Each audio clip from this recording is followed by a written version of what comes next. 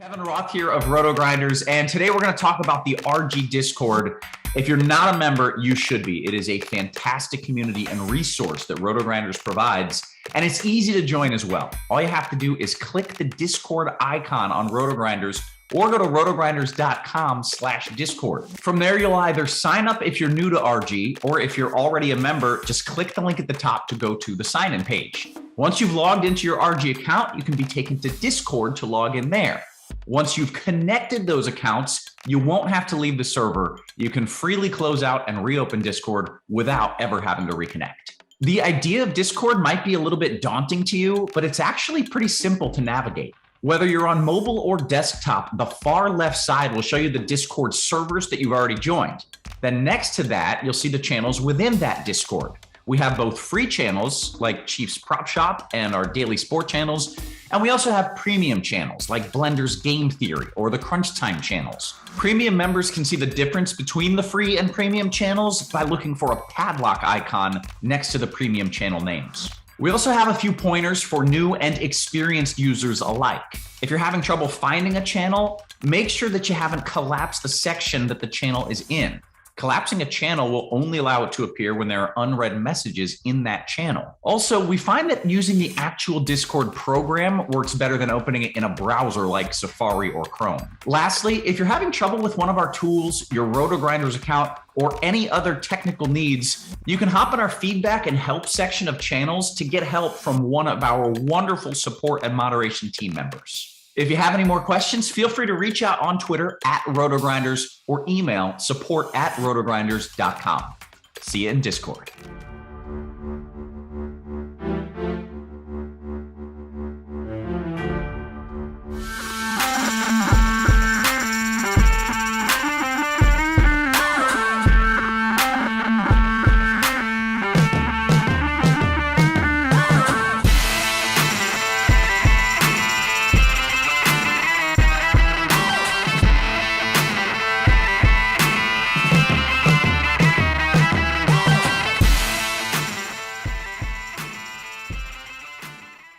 Good morning, Grinders. Welcome to the DFS pregame show here on RotoGrinders. I'm Jordan Cooper, aka Blender at Blender HD. If you want to follow me on Twitter, and it's Wednesday, March 23rd, and it's still basketball time. It's still NBA, right? This thing never ends. It never ends. We had a 4-game slate last night. We'll take a look a little bit at. Nothing really out of the ordinary yesterday. Kind of the chalk kind of pretty much got there. I didn't play yesterday, and then tonight we got a 1, 2, 3, 4, 5, 6, 7, 8, 9, 10, 11 game slate. A ton of different start times. We already have people ruled out. There's gonna be enough value on today's slate. Okay, don't worry about it. There already is. This may be a battle of 2v2s tonight, but we'll see. We'll see what else drops today. First thing through the door, give me those thumbs ups. Give me the thummy thumbs. Smash the thummy thumb button. It helps us out, or maybe it doesn't. Maybe I've just been telling you to do this because I just want to control you. I just want to control you, but do it anyway. Do it anyway. Hit the subscribe button if you're new here. Hit the notification bell to know when we go live. Suki Singh, as always. Not always. Suki is not always the first person here to wish me good morning, but most of the time, yes. I'm surprised Suki doesn't just open up once the thumbnail comes out with the new video, just the night before or something. Just comes in and just says good morning and then goes to sleep or something. You could do that. If you want to beat out Suki Singh, that's what you got to do. Right, you gotta wait until, I don't know, whenever whoever's making the new events on YouTube, you get a notification for that, right? And then you go and you like it, you subscribe, you comment and whatever, and you could be there before Suki and then not even show up for the show. You could do that if you want. If you want to beat out Suki, Hog Lawrence is here, Trey, Grant, Matt. Good morning, Grant, Matt. I saw it last night in a Zoom coaching call. People are missing out. If you're a RotoGrinders premium member, right? which is very easy to do. Just click on the link in the description of the podcast, of the video, right here. Get $10 off your first month. You get access to our Discord. And I have a premium channel there called Blender's Game Theory. And you could ask any questions about game theory or DFS strategy, not related to a specific slate or anything. And then every week or so, I do coaching calls. It's like having your own private coach, right? It's a group setting. So, you come in and you say, hey, I got this problem. I got this question. You get individualized attention. And we had a good conversation. We were on for about 90 or so minutes. Had four people on video, audio, people asking whatever they wanted. We talked about that, MMA. We talked about exposures, how exposures don't mean anything, don't inherently mean anything, right? That's a diversification. Whenever you think of exposures, think in terms of diversification, right? We're going over with someone, and I like when things click, when things finally click. There's the first thing that needs to click for you when it comes to playing DFS, especially if you're following me, is that you're playing a game of math, right? This is a game of probabilities and math and numbers and organizing that better and relative value of players and lineups versus one another. You're playing lineups, not players. And then you realize that it's not about sports anymore, right? Just like who could organize the numbers better than other people. Right. And having projections and having ownership numbers and what contest size and everything. And then just building lineups that have, enough equity, mostly in winning first place, because these are very top heavy GPPs, but it depends. They're cash games are different types of payout structures. And once you realize that, then you go, oh, I don't have to, a lot of the work is done for you, especially if you subscribe to RotoGrinders Premium. You get our premium projections for every sport, right? Even F1. Do we have F1? Do we even have F1? I'm not even sure. I'm looking in our Slack. I don't know if we have projections. Maybe we do. Maybe I don't know. I haven't checked. But F1 is new, right? So if it's new, I mean, you can build lineups for Madden Sims in lineup HQ. So once you learn it's a game of that, then a lot of 95% of what you ever did before, you just go, oh, that was stupid, right? Why am I looking this up? Why am I doing why am I, why am I building this way? Why you things that you didn't take into account for? Then the game becomes much easier. Actually, it almost becomes too easy. I'm not saying that it's easy to win a lot of money, but just as far as it doesn't take much to. Once you understand the bare basic game theory concepts of DFS, doesn't take much to build lineups as long as you have projections in front of you, right? That are accurate enough, right? I mean, I could just make up numbers. You could if you want. It's probably not going to work out. And then we were talking about exposures, because a lot of people, when they use a tool like Lineup HQ, they think in terms of I'm playing 20 lineups. Or whatever amount of lineups. It could be 10 lineups. It could be 150 lineups or anywhere in between. And they're like, well, I want X percentage of one player. And I go, what does that matter? That in and of itself means nothing. It's just a representation of how many times that player appears in your set of, let's say, 20 lineups. Doesn't mean your 20 lineups are good, right? It doesn't mean your 20 lineups are plus EV. So I used an example last night in our coaching call. This subscriber was playing MMA. He plays other sports probably, but we were using it in the context of MMA.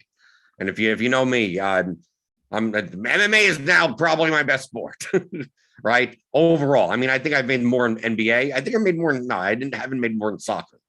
But soccer, there's no huge prize pools or anything. And talking about I want to a guy's going to be, right? We have a player or a fighter that's going to be 40% owned. And you go, well, I think he's over-owned, right? I want 20% of it, right? So a lot of people think that way. They go, okay, I'm going to get 20% of that guy. And there's a guy that's 15% owned. I want double the field. I want 30. I want him 30% because I think he's under-owned, right? Which is the right mentality as far as building individual lineups, right? The name of the game is relative value. You want points.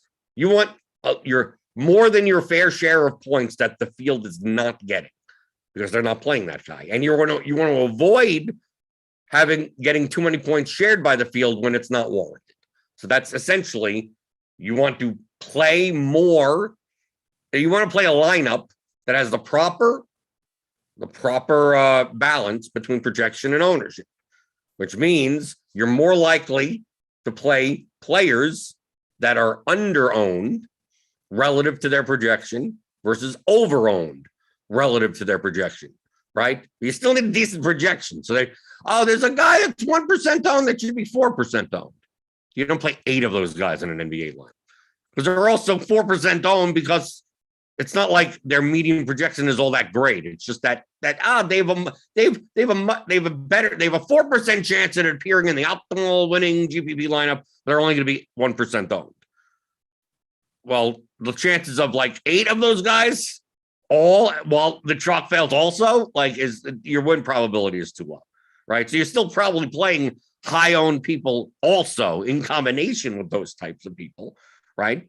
But when you build lineups, you're more likely, if someone is way over-owned, it would be better off, most likely, for you to not play that player. And if you were playing one lineup, right? If let's say you're playing one lineup, and you're like that example of, there's a 40% owned guy that I think is over-owned. Okay, well then don't play him, right? Okay, now that you don't play him, you're removing, negative leverage, and now you could play the other chalky guy also, as long as you play the under-owned, but the guy that's 15% owned that should be 30% owned, you're playing him instead, and then you build the lineup around there, so it has the proper amount of enough projection for that you have a chance of winning, right?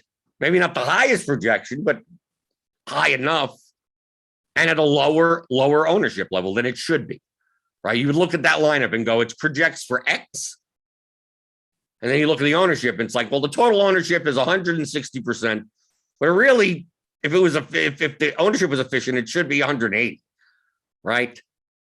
So like you're getting like 20 percentage point ownership discount for the same exact projection, which makes the lineup plus EV, right? That's the name of the game. That's the name of the game. That's how you build individual lineups in DFS. So let's say you're playing 20 of those lineups. You're like, that's the goal. If you're playing 20 lineups, you want to play 20 plus EV lineups. And any player pretty much with a decent enough projection, right? Now, I'm not talking about an NBA guys that play 8 minutes off the bench. Truthfully, you possibly could even make lineups that are plus EV, right? I could go all the way down and on a 11 game slate or whatever and play Jamarco Pickett at 14 minutes. But I would have to surround him by so many high-owned, high-projected players just to raise that projection high enough that would it be worth it? If he's going to be less than 1% owned, but you know how many less than 1% owned players there are on the slate? So you need to hope that 7 pieces of your lineup, which are pretty much all chalk, the chalk comes in and Jamarco Pickett goes for 45 points. And I don't know why I picked Jamarco Pickett, but it sounds like a funny name. Okay, but you could, I guess, so I could click in Jamarco Pickett right here and run the optimal, right? 303.09. Right, but you need all on this current slate or whatever. You need all the chalk, all the chalk to win. Also, you're sharing all these points with so many other people, except for Jamarco Pickett, right? So basically, he's the key to the slate. If he does well and the chalk gets there, you're good. So, but the likelihood of Jamarco Pickett getting there in 4 it blow out, someone gets injured, it's going to be one of those types of situations. Because it's not like getting 12 points ain't going to do anything for you at 3K. Can he get 30? How often does he get 30? Right? We take a look at his range of outcomes. His 84th percentile outcome is 24.16, according to our projections, which still is not even good enough. Right? So you need 30 points. So how often is that going to happen? So technically, this lineup isn't as negative EV as you would think, right? It's 303.09. The top optimal projection is you're giving up 10 points in projection, right? You're giving up 10 points in projection to play Jamarco Pickett, but then you're also surrounding him by like a combination of players that are going to be very highly owned. So in order to even get away from us, these 7 other players, you're going to have to lose a ton more projection. So most likely Jamarco Pickett doesn't make plus EV lineups, but it's close, right? So like any player on the slate, you could essentially do that with, right? You could go, I mean, typically going to stick around higher salary adjusted value players, but you're making individual lineups that are plus EV. So when you think in terms of, okay, I'm going to on today's slate with Luka out, right? Because that Fox is out, Luka is out. Who else is out? Morant is out. Right? I can just take a look at the projections and tell. Right? Whenever I see Tyus Jones projected well, that means Morant's out. Right? Whenever I see Jalen Brunson, Spencer Dinwiddie, I'm just like, okay, Luka's out. Right? I didn't have to unless that's a mistake, right? No, but I know Luka's not going to play. Davion Mitchell, whenever I see is a plus 10 salary adjusted value, plus minus. Right. That means the De'Aaron Fox, right? And they don't have Halliburton anymore, right? So there you go. Like that. So most likely, these guys are going to make up a bulk of plus EV lineups because they project so well for their price that by not playing, like for you to not play any of these guys, like let's just say the top projected lineup is 313.73. If I X out Dinwiddie, Mitchell, and Brunson, the highest lineup goes from 313 to 295.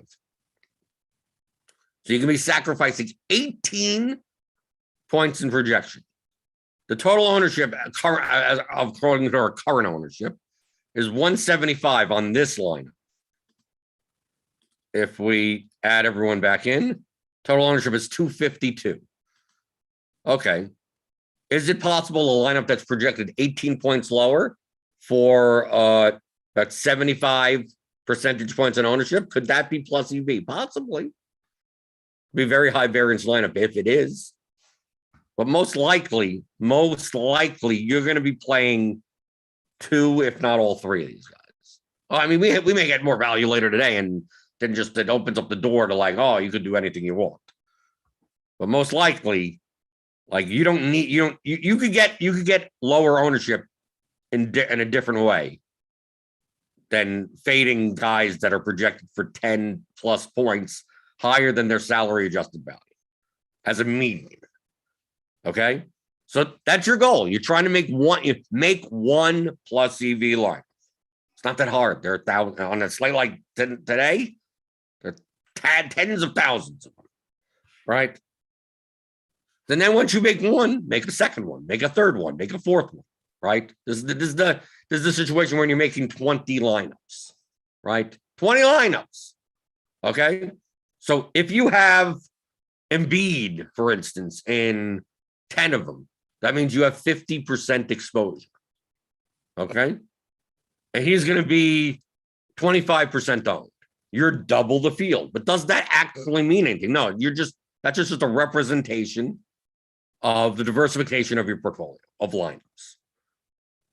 I can plug in Embiid and garbage players and still have 50% Embiid.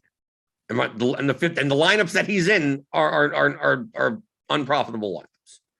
Right? I could X out Dinwiddie, Mitchell, Brunson, lock in Embiid, and lock in Jamarco Pickett as the example today, and run 10 lineups. And be like, oh, look, I double the field of Embiid. Yeah. But the lineups individually are unprofitable lineups. So who cares that you double the field? You could put up 7 million points and it's still not going to matter. Because the rest of your lineup sucks. So it doesn't matter what your exposure is, above or below. It like those don't matter. Those only matter once you have plus EV lineups that you're playing. Obviously, players that project higher, players that are more underowned, should appear in more plus EV lineups. Players that are over-owned should appear in less plus EV lineups. Still they probably appear in plenty, but less. So if you were to adjust for ownership, you would build lineups that are decently. Remember the goal. We want the highest projected lineup for the lowest possible ownership. Okay. So if you're going to build a lot of those types of lineups, your exposure to under-owned players will be higher. Your exposure to over-owned players will be lower. Okay. But it doesn't mean over-owned players can't be in plus EV lineups. And it doesn't mean that every plus EV lineup has to have 1, 2 of these, the most under-owned player. No. There's for like a slate like tonight, there could be tens of thousands of plus EV lineups that you could play. Right? And you're trying to play the highest ones possible in comparison to your opponents, to the field. That's the main difference between large field, low stakes, and high stakes, small field, right? In a low stakes large field, the $15, the $9 on FanDuel, whatever, the average lineup strength is lower, which means more of the lineups that you're making are plus EV, right? Because your opponents are making weaker lineups than that. In a higher stakes small field contest, they're making much stronger lineups, have much higher expected values for that contest, right? So the average strength of a lineup in that contest is much higher, which means if you were to build 150 lineups and it was 150 max for both contests or whatever, it's quite possible that all 150 of your lineups in a large field contest are plus EV in comparison to the field, because half the field is, I don't know what the hell they're doing, right? Not making very good lineups. And then 10%, 50% are making really bad lineups. And then you go to the high stakes, small field. Out of those 150, it's quite possible that half your lineups are unprofitable now, because there aren't 10, 15% of those really bad lineups, and half the field isn't making subpar lineups that your lineups are better than in general, right? You have a lot of sharp players, and their lineups look a lot like your lineups too, right? So that's what matters. So like by saying I have twice the field of Embiid doesn't mean anything. I could build lineups. Like, let's say, I'll show you an example here. I'll show it right here in lineup HQ. So let's use that example of I'm gonna run 20 lineups. Okay. I'm gonna run 20 lineups, just bare basic, right? Bare basic. Just make sure you get some diversity, right? 3 uniques, just for the sake of this argument. Right? I don't need to do anything else. This is just an example. Okay. Okay. So I'm going to run with just our current projections as of 6 in the morning, which have not even been tweaked manually by our projections team yet. Right? So don't go by these numbers now. That's the main reason we don't talk about, what are we going to do on this specific slate? Well, what the hell do we know what's going to happen? Is maybe Durant sits, maybe this guy. So who knows? We got a week and a half of the season left, pretty much. No, there's more than that. I mean, for me, a week and a half of the season is left, at least. So I'm gonna run 20 lineups. Okay. Let's say I run 20 lineups, and I have these lineups, for instance. So I have 95% Mitchell, 90% Dinwiddie, 80% Brunson, 65% me too, 65% DiVincenzo, right? It's a lot of Kings and a lot of Mavs, right? This lineup is probably gonna be way too high owned, but whatever, right? So here are my exposures, right? So let's say I take out Dinwiddie, Mitchell, and Brunson. Okay, I'm going to take them out. I'm not saying you should do this, but I'm showing you as an example. Okay, now that I've taken those out, which most likely at least one of them is going to be in a plus EV lineup, right? I mean, they just project for too much, right? That leaving all 3 out and just sacrificing 20 plus points in projection These guys are probably going to be under-owned, right? These are the type of players where someone's 50% owned and should be 70% owned. So actually, these guys may actually be the most under-owned players on the slate. That's how well they project. So now, but I take them out. So now what I'm going to be building are going to be bad lineups, right?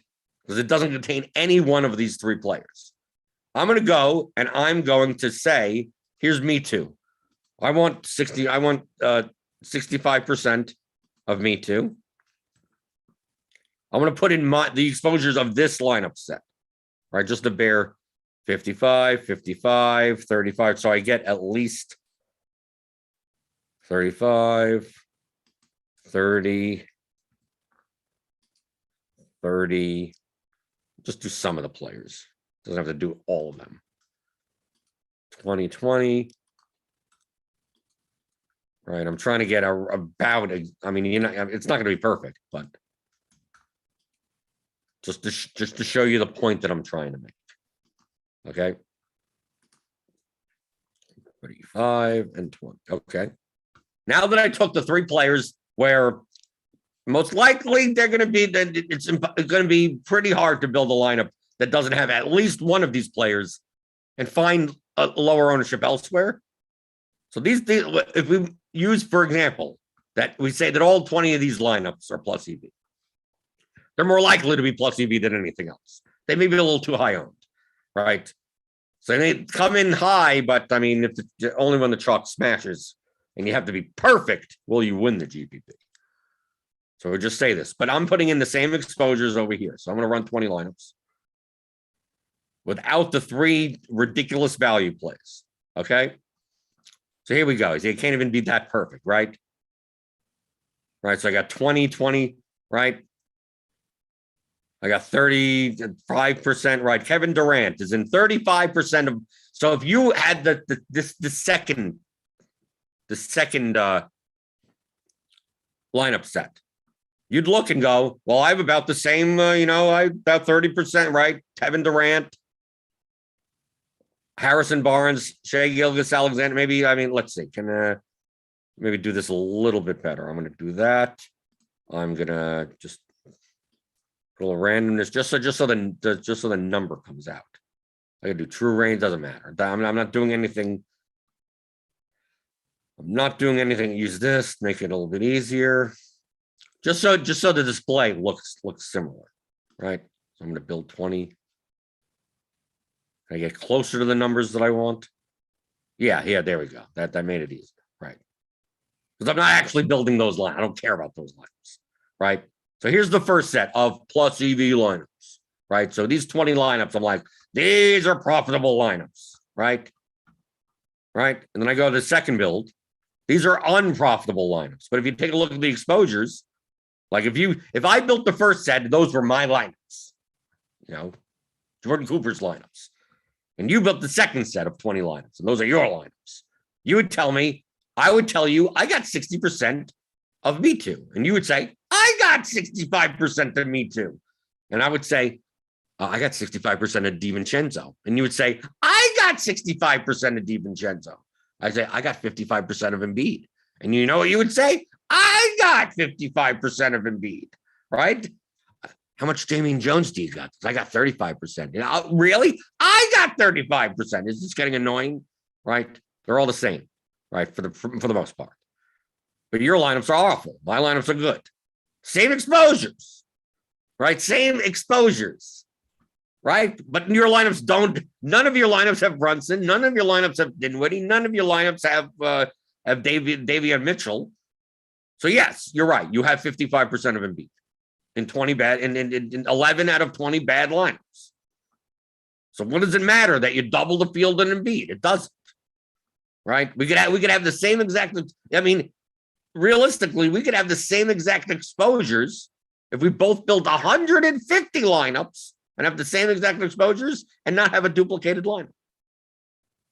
Blow your mind, right? And it's quite possible that a lot of your lineups are unprofitable and all of mine are, right? Because you could say like, oh, I have 50% of this guy, I have 50% of that guy. Yeah. But what happens if they're all in the same lineups together? So like in the scenario today where we have Brunson, Dinwiddie, and Mitchell, like let's say, oh, I got 80% Dinwiddie, 80% Mitchell, and 80% Brunson. Well, and you're playing 100 lineups. Let's, for math purposes, makes it easier. It's quite possible that you have all three in 80 lineups, and then your other 20 lineups, you don't have any of those three, right? You still have 80% of them, right? Or you can have some lineups that have three, some lineups that have two, and all lineups have at least one of them and still have 80%. It could be distributed that way. Let's say there were 50, you have 50% of each. You may have all 50% or a large proportion of that 50% with all three of them together. And maybe those lineups are too high owned, right? So they're losing EV because they project well, but they just don't win first place often enough. They cash a lot, right? They cash a lot. They come in the top 1,000, top 500, right? So maybe you still squeak out in a large field contest because they're weaker contests. Maybe you could squeeze out a little EV, but the win equity of those lineups are much lower compared to others. So you have a bunch of those lineups, and then you have some lineups that have two of them, and those could be good lineups. Then some lineups that only have one of them, and those could be good lineups too. Depending on who's in or whatever, what the projection versus ownership is. Then you have some lineups that have none of them, and then those would be unprofitable lineups. So it's quite possible you have 100 lineups, and it's like, well, you got like 70 good ones. Maybe you got 70 of them based on just this condition. I mean, there are other factors. If you're playing 80% Jamarco Pickett, probably a lot of they're now even worse, right? Now it doesn't really matter anymore. But the actual exposures doesn't mean anything. It's just a representation of your portfolio. So the goal is not to start with how much of someone do I want, right? Okay, I can't reset it this way. Can I reset it? Clear oak space? I don't do it that often. Right, okay.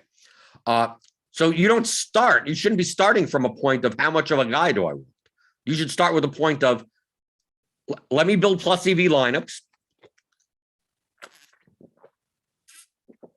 What players show up in more plus EV lineups than others? Right, because Jamarco Pickett probably ain't going to be there. Maybe you could find, if you built out 50,000 lineups, you could find one lineup that has Jamarco Pickett. And maybe not the highest EV lineup, but still profitable over the long run. And maybe you decide to play it. Maybe, who knows, right? So your goal is to build plus EV lineups first. And then decide based on your risk preference, your risk tolerance, your whatever, how much of certain things would you rather do? Obviously, more diversified, less risk. Less diversified, more risk. That's it. So if I built out, let's say 300 lineups, right? Not even do it. Let's do 50, just to show just an example. I'm not building. We're just going to assume these are plus EV lineups. Okay, we're just going to assume. Okay, so let me just get more diversity there. Just basic, right? I got randomness on. Who cares, right? Don't worry about the settings. Like these. Oh, this is how you win. There's no magic settings. I'm just doing this at a simplicity sake, right? I'm not even saying these lineups are even good lineups. I'm just showing you an example, right? So let's just we're going to say that these 50 lineups are plus EV, right?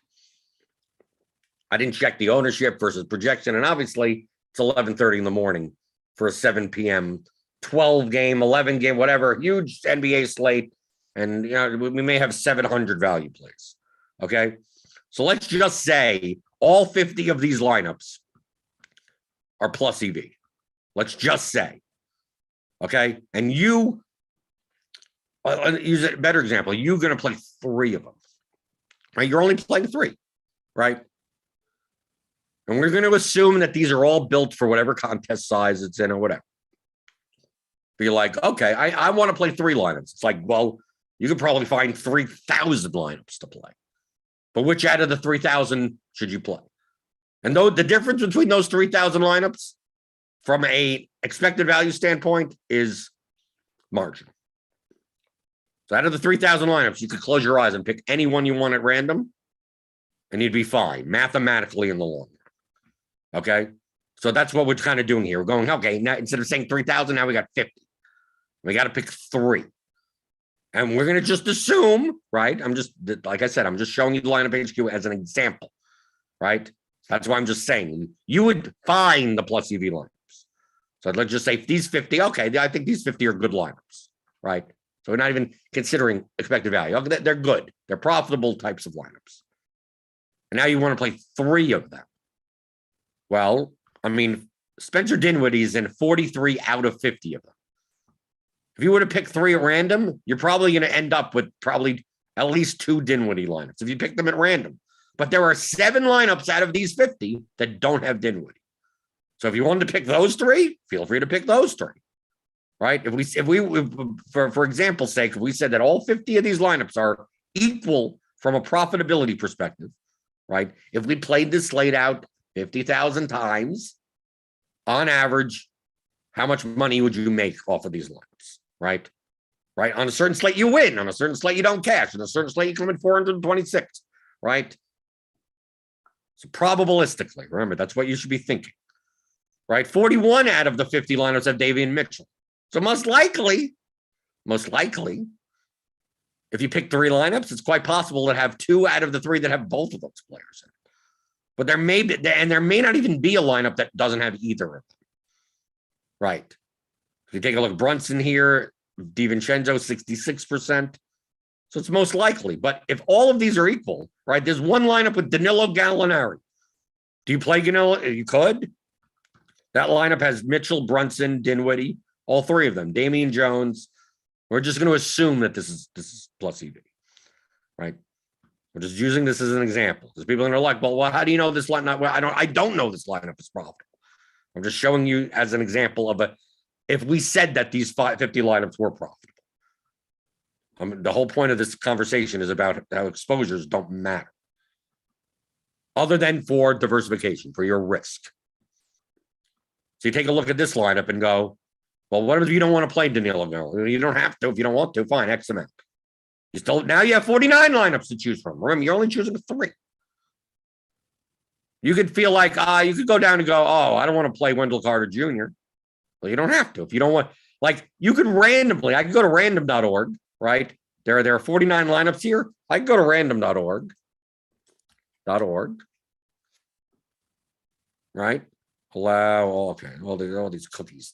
I can put in 1 to 49, right? And go, okay, give me lineup 22. Where's lineup 22? 23. It's sorted in a different way. God, come on. Order create. Right? Give me lineup 22 because I randomly picked it. Right? Okay, I'm going to pick that lineup. Okay. Now I'm going to go back, go 1 to 49, 2, and 17. Okay, so go to 2, and 17. Where's 17? Give me 17.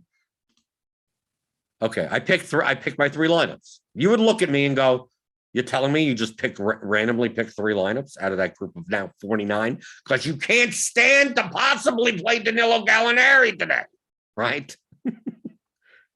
Right, and that's perfectly fine. You don't have to, right? We're already saying that all 50 lineups are equal from a perspective of EV. So if they're all equal, feel free to pick the 3 that you play in any facet that you want. Close your eyes and throw a dart. Make it biased. I don't want to play any lineup with RJ Hampton in it. Okay, that's for any. I don't like those initials. I have a bad experience. My best friend used to be RJ. Right? He died in a swimming pool, drowned to death. I don't want it to bring it up. It hurts me to think of my best friend RJ back when I was 8 years old and then don't play. Right? He doesn't show, he only shows up in 2 out of your 50 lineups. So you got 48 others to choose from, and we're saying they're all about equal. So if you wanted to do it that way, that's fine. So any 3 you pick doesn't matter. Right? Do it randomly. Do it not randomly. Doesn't really matter. So we take a look at the 3 lineups that we have. And I got Brunson in 3, Mitchell in 3, Dinwiddie in 2, DiVincenzo in 2. You know, here are the lineups. I got Tyus Jones in 1. I got Cody Martin in 1 at 5% owned. I got Jimmy But well, I'm over the field. I'm under the what does any of that matter? Let's say you don't want to play. You don't. Let's say you don't want to play the Kings, against the Pacers. Well, what's the spread of that game? Let's just say, what are the spreads of these games? We got, Indiana's favored by 6. Dallas is playing Houston, which is, they're horrible, right? So maybe you're like, I don't want to play Davion because maybe Harrison Barnes, right? Everyone's going to play Mitchell, and maybe it's Barnes that goes off or something like that, right? That's what you say in your head. It doesn't matter, right? Remember, all these 49 lineups that we have are equal to each other. So whatever 3 you choose, it's not going to matter, right? We played the slate over and over again. Other than the fact that you're looking at your lineups and go, well, all 3 have Davion Mitchell, and if he has a bad game, all 3 of your lineups are bad, right? And the results are poor. And you're like, I don't want to risk my entire slate on Davion Mitchell, right? So you have these 3 lineups already. You're only going to play 3. So it's like, well, I want to find a 4th lineup so I could remove one of these Davion Mitchell lineups. Okay. So we go back to our lineups page. Right. We go back to the 3rd build, right? 49. And I'm just going to delete all the Davion Mitchell lineups. Delete this lowest below, right? And that. And I'm missing all my lineups. Oh, did I do it in my saved lineups? Well, that sucks. Okay, let me build 50 again. And then we'll do it again. I'm going to build 50. I think I had it on the wrong tab. Okay, now I got my lineups back. Oh, now I got my saved lineups. Okay. Well, what happened before? What was going on? Right? Nope, I'm just getting an error message. I don't know what's happening. Go to lineups. Go to player pool. Is this a glitch? Do I have to report this glitch? Right, because I'm getting my, I know what's happening. Now we have Seth Curry and Goran Dragic for game time decisions. Yeah, there's going to be so many shenanigans today. We may not even be playing Mavericks and Kings at some point. We may, there's 4 players that are even better values. Right. Oh, now you're playing Davion Mitchell as a contrarian play. Okay. So let's look. I'll do it manually because I don't know what this glitch is going on. Right. So Davion Mitchell is in 45 out of 50 of these lineups. So let's look for lineups. I'll just X them out and make lineups. All right, I'm going to X that out. Let me make 20 lineups without Davion Mitchell. I'm going to pick one of those. We're going to assume these are profitable lineups. Remember, that's always the assumption we're doing here. Right? So you go through here. Right, you look at here and you go, okay, here's maybe do we want to play Me Too in the lineup also? We have a lot of him. All right, we go down, we pick one, whatever. We can't play Danilo Gallinari, right? We can't play RJ Hampton, right? Our buddy RJ when we were 8 died in a pool. All right, so we take a look, we make sure we don't have those guys. Reggie Bullock, he maybe could try Jimmy Butler. Okay, play this look. A non-David Mitchell line. Then we get rid of one of the Mitchell lines. Let's just get rid of that one. Okay. Right now you have now you're in 2 lineups, right? Where's Davion Mitchell? Right, Davion Mitchell's in 2 lineups, but I got Brunson in 3. I don't want to have my entire slate decided by Brunson, even though you're only playing 3 lineups. Okay, let's go back. Let's go and let's find a non-Brunson lineup. Right, a non-Brunson lineup. Let's go look for one. I'm going to X out Brunson. A non-Brunson, non-Mitchell lineup. Okay, we're just going to assume these lineups are profitable, right? So I'm just going to pick whoever. I read this one. There you go. And now we're going to get rid of a Brunson lineup. Right? Let's see, a Brunson. Let's see. Where do we get these Brunson lineups? Brunson. I just get rid of the first one. Right? And now we got 3. Okay, now let's go to Spencer Dinwiddie. Right? We got to put back Brunson or Mitchell, right? We're going to put back Mitchell, leave out Brunson, leave out Dinwiddie, right? We leave out some of these guys. I mean, now we're getting to the point where maybe these aren't profitable lineups, but whatever. Get rid of these. We're just going to assume these are profitable lineups, right? And I'm going to just take the first one, which I don't know. Okay, I got to do that. And there. Okay, so you got 4 lineups here, and I'm going to remove a Dinwiddie lineup. Dinwiddie,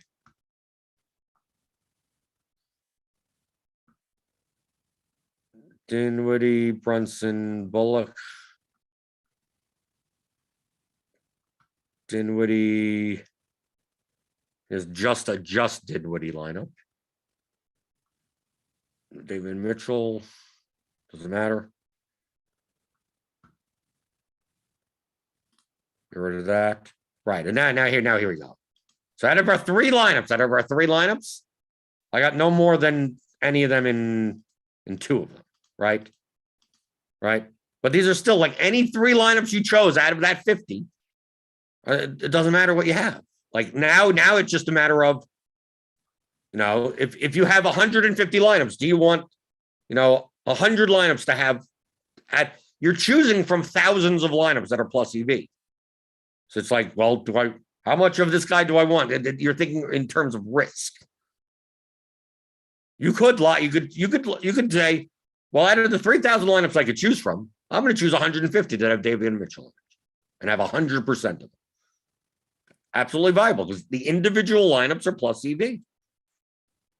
Now, if David Mitchell has 70 points, well, you have a lot of those lineups. You have a lot of good lines. You have a lot of, I don't want to say good lines, a lot of potentially high placing lineups now, right? And you have a lot more of them than the field has, right? In general. And let's say he does poor. Let's say he gets injured in the first quarter and he's out for the game. Now, pretty much all your lineups are dead. So the variance of your entire portfolio is going to be increased, right? It's not a narrower range. It's a wider range for your entire portfolio. The individual lineups are fine. But what do you want the standard deviation or variance of your entire portfolio to be? Well, that's up to you. If you're playing within your bankroll, your means, right? Then it really doesn't matter. If you're playing a very small percentage of your bankroll, you can probably afford to take on more risk. You're playing 20% of your bankroll a night, which is unadvisable. Probably you're going to go broke doing that. Or lose. You technically can't go if you're constantly playing 20%. You're just going to get down. You're going to get down to $3 at some point, and you're not going to be able to play any contests anymore. But if you're playing 20%, you probably don't want to have 100% of anyone, right? Right? You don't have nights where you pretty much lose it all, where you get something back, because having a couple of those types of slates where you get nothing back when you're playing 20% of your bankroll, you're gonna lose like 90% of your money, right? 2 weeks from now, it's like, what happened to all my money? I got only 10% of it left, right? Because you took stands.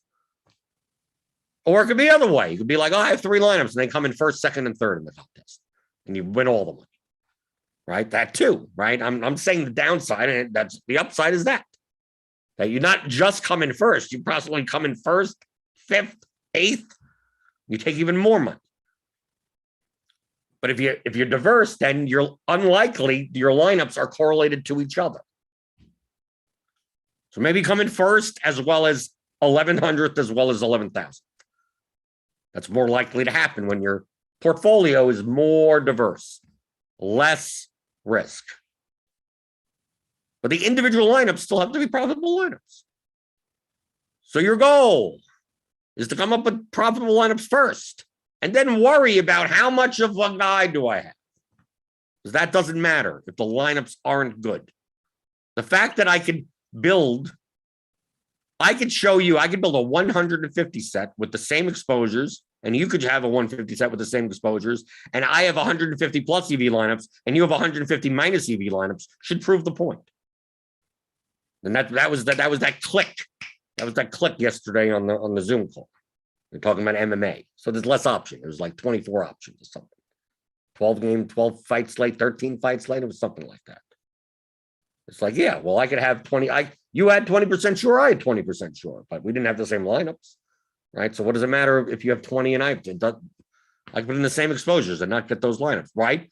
Because I'm not going to have the lineups that have, that jam in 5 of the chalkiest fighters in it, right? But you could have 50% of your lineups that look like that are negative EV just due to duplication. It's like, oh, they win frequently. They win often enough, but you're splitting it 82 ways. So you're not making 100,000.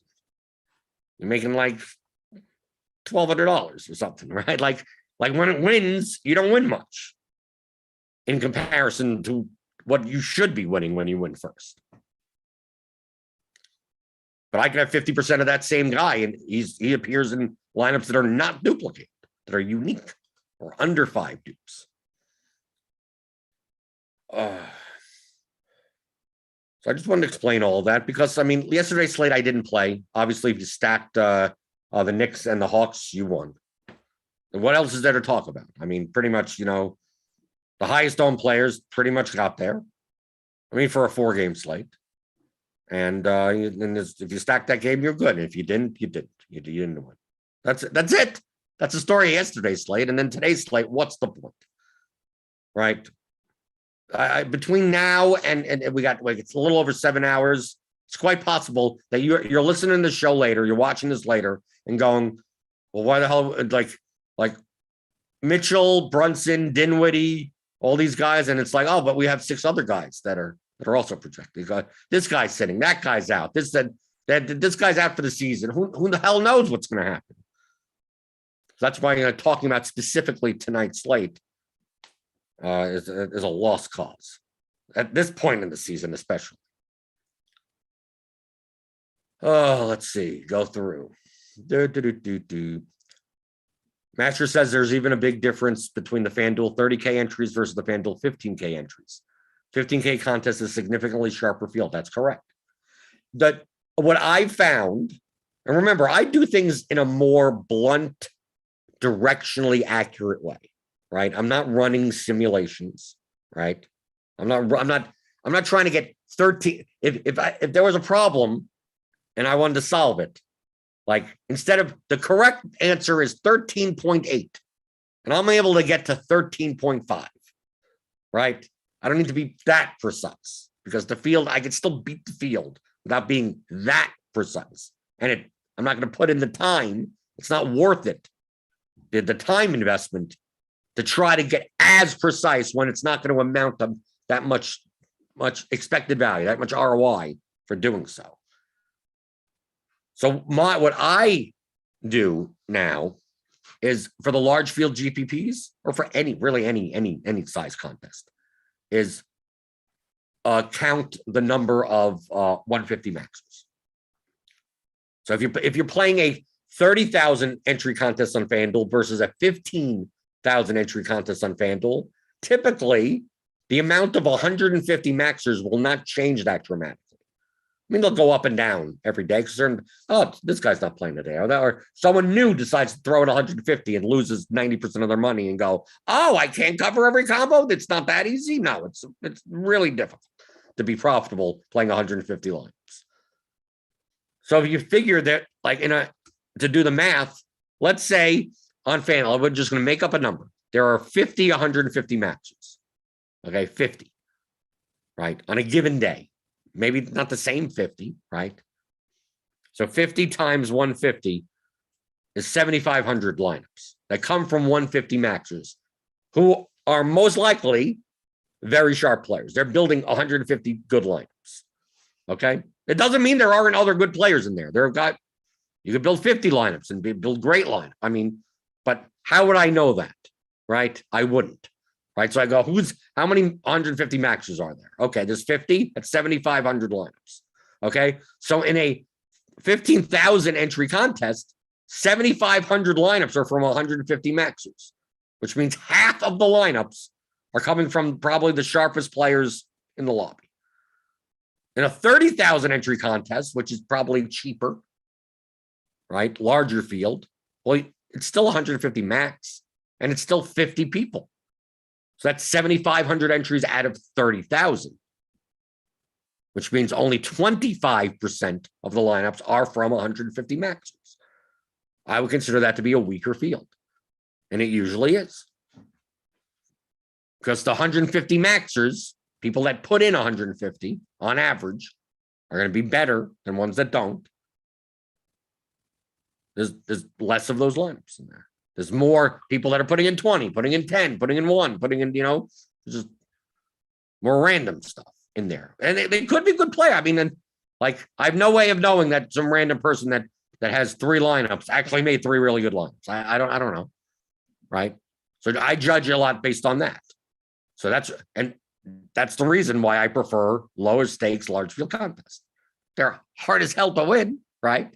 You just try to build plus EV lineups, and can I get one per season, right? You just try to eat that, and it doesn't matter what the sport is, right? So it's like, oh, well, I didn't get an NBA GPP win this season, but maybe I'll get 2 in MLB or whatever. Like it's one long game. Like all I have to do, all I have to do is like win first once, and I'm profitable for the year in any GPP, pretty much. That's my goal, right? That's what you're playing for. And I judge this field strength based on the 150 maxes. Oh, let's see. Mr. Shadow Dog 13, are you going to come help us with MLB? Yeah. Well, obviously when MLB starts. Obviously, you could come into the RotoGrinders Premium Discord and ask whatever you want about MLB, DFS, or anything like that. I see it's Kyrie Irving's birthday today. Is he going to be playing today? I have no idea. I have the Allen's narrative account in my NBA Twitter thing over here. Jeff Burns, are points more important or is projected value better to focus on? Well, I mean, you want to get the most points for $50,000. For 50,000 salary. You care about the lineups. Jeff, what I would suggest, Jeff, I would highly suggest. In addition, what you could do, Jeff, is you could watch like hundreds of hours. I do this show like virtually every day. I mean, obviously, some days I'm off, and some days I'm on vacation or whatever. I've done this for almost 2 years, right? A year, and it was 2 years, but it was a break because of COVID and everything. You can watch hundreds of hours, and all of this is explained. I've given out 100% of my knowledge, right? All you have to do is watch and listen. That's all you have to do. It's almost unfathomable that someone, and I've gotten messages from people. I've gotten messages from people that's like, I've been watching every show you've done for 4 years. I've watched your periscopes. You've never heard of me, never commented, never anything. And they'll show me their roto tracker, and that they're up like $200,000, playing like 200 a day, playing $200 a day. Never hear from whatever. Never knew they even existed. And just someone wanted to say thank you. You know why? Because they just watched and listened to everything. Right? They never ask me a question. They never ask anything. They're just like, well, everything's right. I repeat myself. Like it seems like I'm on a loop every 2 weeks, answering the same questions over and over again. You could just get the theory of daily fantasy sports. It's a 15-hour audio DFS masterclass. I'll teach you how to play DFS, the game theory of DFS, 15 hours, right? Everything that's possible, the concepts of playing this game are in there. So if you just did that, then so answering a question, are points more important than project? Well, you still need points. You still need points. A basketball player today is 3,000, and he's projected for the median value of 21. That's 7x value. But I could pretty much tell you, unless the major studs put up like 90 points, 21 points out of a 3K player ain't going to cut the mustard in a large field GPP this slate. There's just too many options. 7X ain't going to cut it. You'd rather have more raw points because you're still using up a slot. You're still using up one of the 8 slots. So I'm gonna play all the 3K. Let's say there are 8 3K guys that project for 21 points. So I'm just gonna play all 8 of them, right? And leave 26,000 salary on the table. Which is more important? I got 7X out of all of my players, and then still came in last place, right? Because you still need raw points. It's about the lineup. There's no, is one more projected? It's better to focus on. There's no focus. Build plus EV lineups. Like I said in the very beginning, that click, you're looking at me right now going, why can't he just tell me? And I'm going, why can't you just watch and listen? And then you're going to get to a point, hopefully, 5% of people do, because I always say that 95% of people will watch this and listen and then never change, never learn, never actually implement, never do anything. They're in constant search of the magic easy button, which doesn't exist, right? They want the magic setting, the magic that them. What can I do to win money tomorrow? Instead of going, how can I learn how to play this game and incrementally get better over the course of 2 or 3 years? Right? Better and better and better. If you're like that, the only difference, and I tell this to a lot of people, that are currently profitable DFS players that are playing the 20 max $1 entry, playing the quarter arcade. Some are up to playing, the main large field GPPs. And I talked to them, especially on the coaching calls. Right. And I said this exact thing yesterday. I said the difference between an average DFS player and a good DFS player is a fairly considerable gap. But the difference between a good DFS player and a great DFS player is not that dramatic. Now, in the high stakes, getting that extra little edge is going to mean a lot more. But I tell people all the time when I talk to them, I go, you watched everything you play like me. I mean, I'm just like I look at what they do and go, the difference between me and you, like about 5 years. That's it. Like I'm talking to someone that I've been playing DFS for 2 years and I've been playing DFS for almost 7 years. So it's like from a skill perspective, from a result perspective, it's like the only difference between me and you is that I've just gotten better over time, learned all this stuff over time and implemented and executed and studied. And like, that's the only difference. It's like, it's not magic. You didn't wake up and just like, oh, that's how you play. That's how you win. Your profitable years every year. No, just you learn over a course of time by studying. I mean, I used to download CSVs literally every day, studying. Oh, this guy's always up top. Well, let me take a look at what their lineups look like, right? And then you start getting into probability and statistics, and you add that. And you go, oh, now I'm starting to understand what this game really is, right? So it's like I'm not special. The sharp players in the lobby are not special. This is not unlearnable. You just have to actually learn it.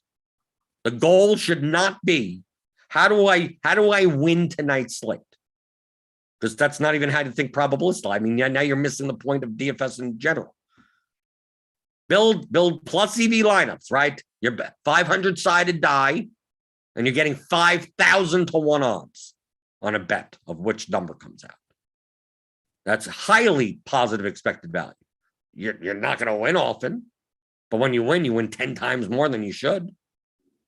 So if you make those $1 bets on that die roll, you're going to lose most of the time, right? The dollar loss. And you could go 2,000 rolls and not win, right? But it's a 500-sided die. Isn't it the same numbers? But it doesn't work.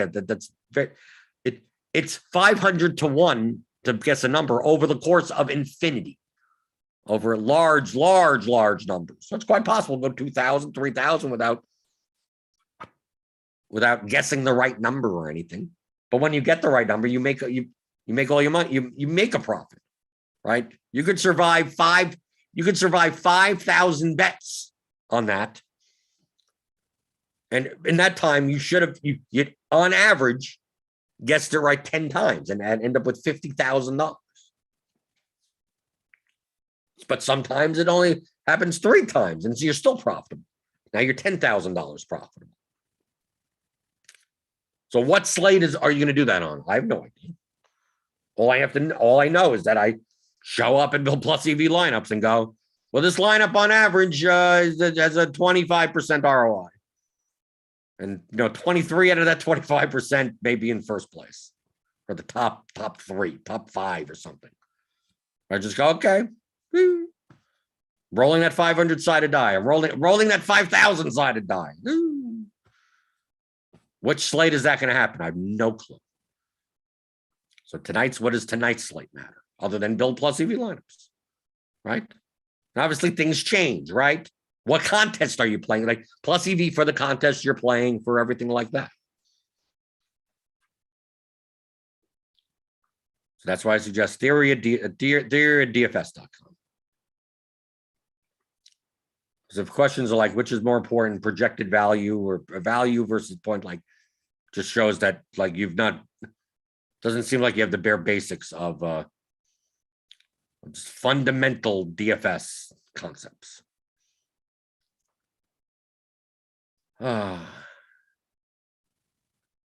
Let's see. And Masher says Oxen Duck may be special. Maybe he's the only one in NBA at least. Right? Yeah, maybe he's special. Right? Maybe we have to learn what he does. I think he's just running hot. I'm not saying he's a bad player. I'm just saying this season in NBA, he's been running hot. But Petty Theft has been running hot also. And Petty Theft is a great NBA. One of, if not the best NBA DFS player ever. Okay? And he's running well this year. So maybe Oxen Duck is also. His lineups aren't bad.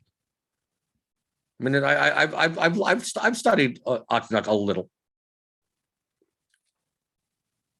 But I don't study like from a comparing my play to.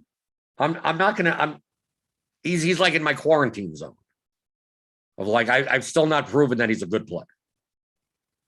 Right? I think I've proven he's a good player. I don't know how great of a player he is. Like I used to have that with RBX 88. In the beginning, a couple of years ago, 2 or 3 years ago, RBX 88 to me was, I think, someone that mashes buttons and gets lucky. So I would look through the lineups and go, I don't get this. I don't get this. These are dramatically different than like anyone else in the lobby. Until I understand that of what very high risk strategies and very high leverage situations he just tries to exploit. And he has no problem playing 150 lineups and bricking them all. Right. So when you're studying someone like that, you're going to see weird stuff. Right. You're going to see, why did he play 87% of this guy and that I had 0 of? And a lot of times that guy puts up 14 points in NBA and, in RBX 88 is sitting there on the bottom. That happens a lot of times. But then sometimes that guy puts up 40 points and you go, is RBX 88 from the future? No, he looks for high leverage situations where everyone's playing this guy, but really it goes to the other guy, right? Like those types of stuff, which is what I do also, but not to the extent that RBX 88 does. RBX 88 sometimes goes, can I find 3 of those situations and then just jam them all in to most of my lineups? Yeah, my risk preference is a little, it's a bit lower than that. Master says Oxen Duck plays chalky, I think. It's a mix. Oxen Duck, it obviously depends on the slate. Like it seems like Oxen Duck's lineups are very, very, I don't call them bimodal. Not really. He plays a mix of like a lot of chalk and then a lot of low owned. Like it's like not as much in the middle. His lineups look more like a not a bell curve. What am I thinking? A barbell. Like his lineups look a lot barbellish. Like he doesn't mind throwing in 3 60+% owned guys in the same lineup and have like you look at half of his lineup and it's like a cash lineup. And then you look at the other 4 and it's like it's 3 2% owned guys. Right? Like it's completely on the other end. right? It's not like a balanced mix or anything. So a lot of times you end up looking like, you either look like a fool or look like a genius. You go, how did he know? Like Trey Mann at 1%, and this guy, and he happens to have both in the same lineup.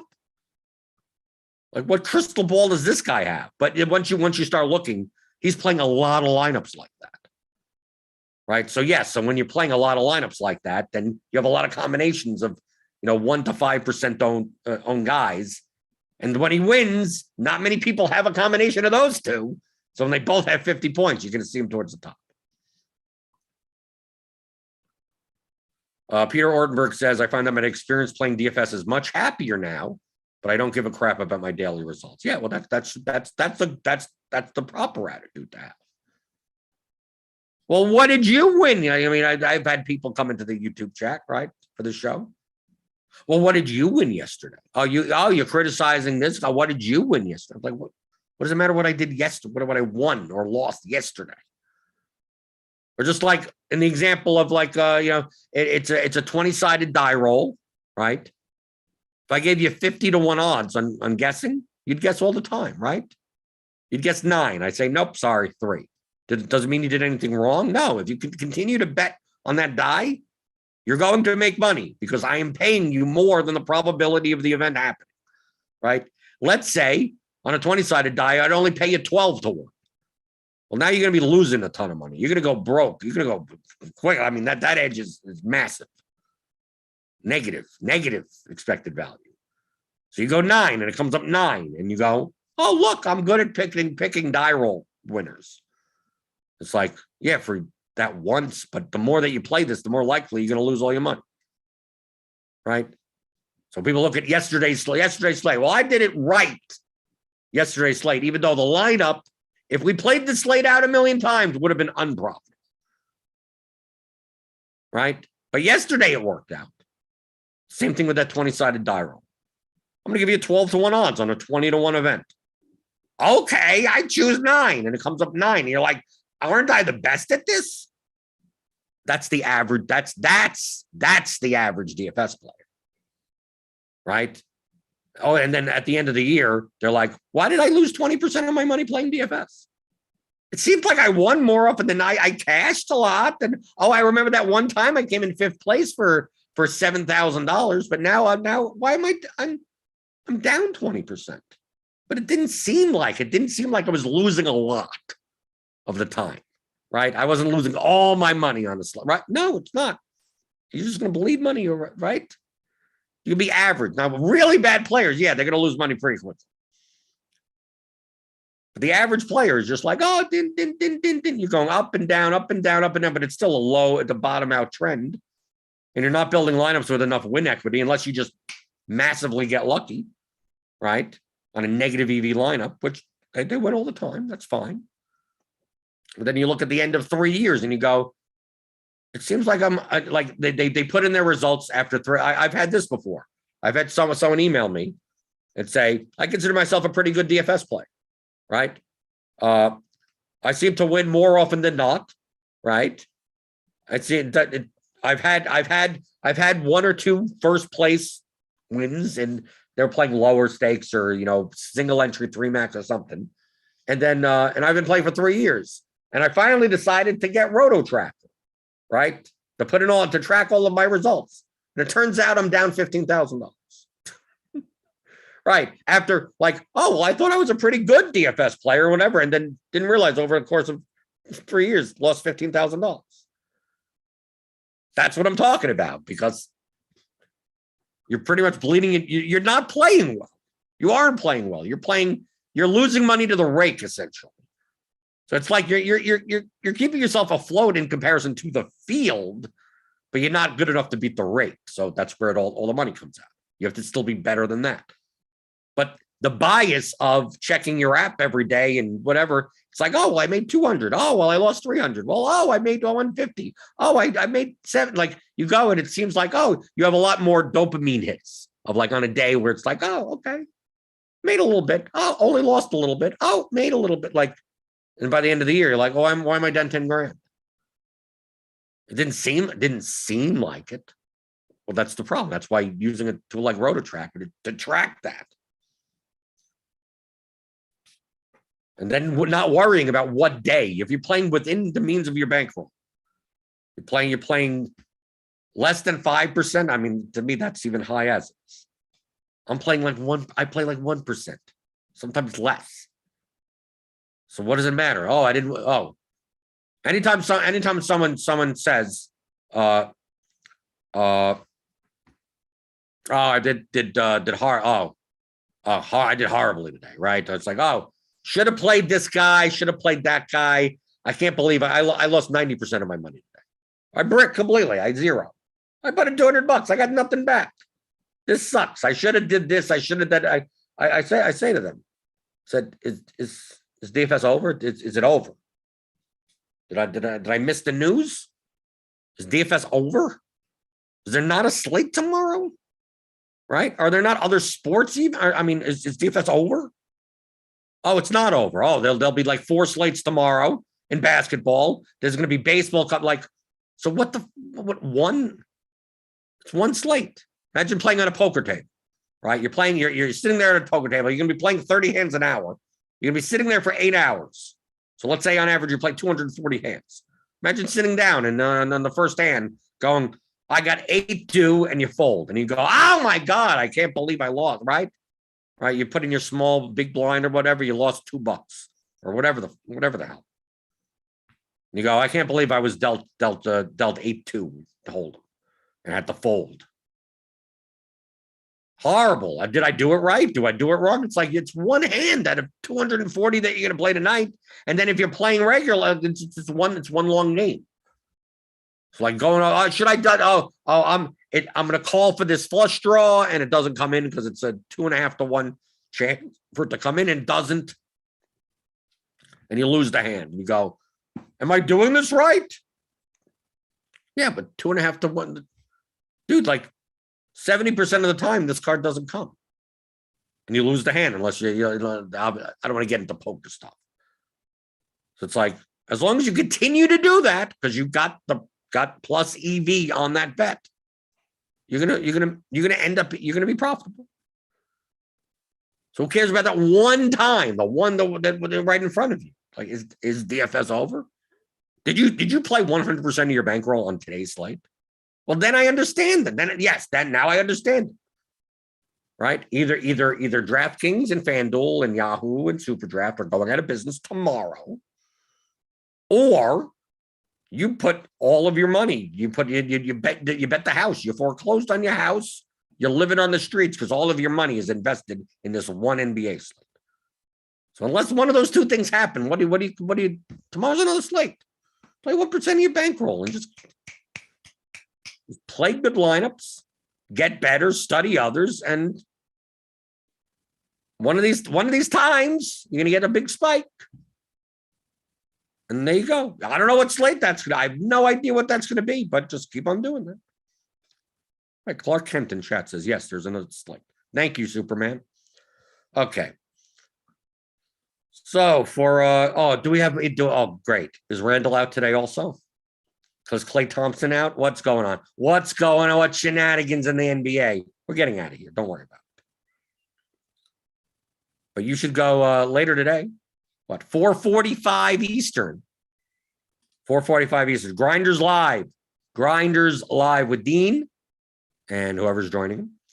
They'll be going over the NBA slate at 4:45. Premium members, Andy, Kevin Roth, they'll be taking care of you leading up to lock at around 6:15, 6:20. And that's just for premium members. And like I said, join the Blenders Game Theory channel in the Discord. If you're a premium member, click on that link in the description, get $10 off your first month. And now we get even more, right? RJ Barrett is now coming up, right? It's going to be, I'm not sure if I'm playing tonight. Like Wednesdays are tough because I watch wrestling at 8:00. So maybe I get, because I could finish these and I just have 3 games to worry about. And it's a lot of Dallas. So I'm going to have to know the starting lineup of that line. I'll have to see. We'll see. We'll see tomorrow. We'll see tomorrow. Hit those thumbs up buttons on your way out the door. Give me those thumbs. Subscribe to the channel. Hit the notification bell to know when we go live.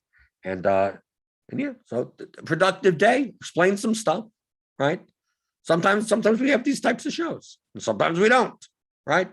So I will see you tomorrow, answering your DFS strategy questions as always on the DFS pregame show on RotoGrinders.com.